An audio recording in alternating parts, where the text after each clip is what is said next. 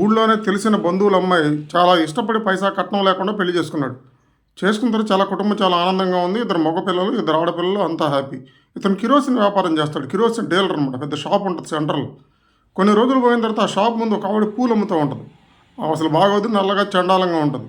మరి అప్పుడు భార్య మీద ఉన్న అట్రాక్షన్ తగ్గిపోయిందో ఏం పాడో, ఈ పూలమ్మే ఆవిడని ఆకర్షితుడై ఆమెతో ఎఫ్ఐఆర్ మెయింటైన్ చేస్తున్నాడు.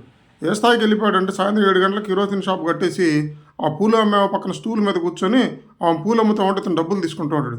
ఇతని గెటప్ ఎలా ఉంటదంటే వైట్ అండ్ వైటు, 10 ఏళ్లకే 10 ఉంగరాలు, పెద్ద బ్రాస్లెట్, చాలా హడావిడిగా ఉంటాడు.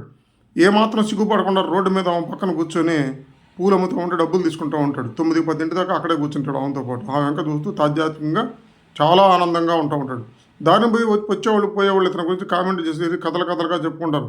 చిలకలాంటి భార్య దొంగ ఈ కాకిలా నెంబడి తిరుగుతున్నాడు, ఇంటికి మాయరోగం వచ్చిందని చెప్పి. కానీ అతని ప్రవర్తన మార్చుకోలేదు.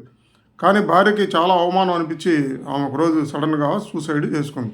దాంతో నలుగురు పిల్లల్ని పెంచలేక అప్పుడు అర్థమైంది వీడికి, ఏదైనా ఒక వస్తువు మన సొంతమైనప్పుడు దాని విలువ మనకు తెలియదు. మళ్ళీ ఆ వస్తువు మనకు దూరం అయినప్పుడే దాని విలువ తెలుస్తుంది.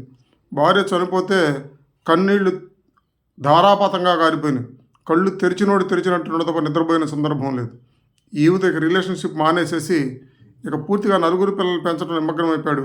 మళ్ళీ పెళ్లి చేసుకోవడం కానీ అఫైర్స్ కానీ ఎటువంటి వెళ్లకుండా అతనిలో భయంకరమైన మార్పు వచ్చి పూర్తి భక్తుడిగా మారిపోయి ఆ పిల్లల జీవన విధానం, పిల్లల్ని చూసుకోవడం మీద తన కాన్సన్ట్రేషన్ అంతా పెట్టి ఎంతో రియలైజ్ అయ్యాడు. ఎంత రియలైజ్ అయినా ఉపయోగం ఏముంది? నువ్వు అనుకున్న భార్య, నేను ప్రేమించిన భార్య, నువ్వు ప్రేమించిన భార్య కోల్పోయిన తర్వాత నీలో ఎంత మార్పు వచ్చినా ఉపయోగం లేదు. కాబట్టి ఎప్పుడైనా మన సొంతమైన వస్తువు మీద విలువ పోగొట్టుకోకుండా జీవితాంతం ఆ విలువను కాపాడవు. కారు కొన్నా, ఒక బండి కొన్నా, కొనకముందు దాని మీద ఉన్న క్రేజు, కొన్న తర్వాత దాని క్రేజ్ తగ్గిపోయింది.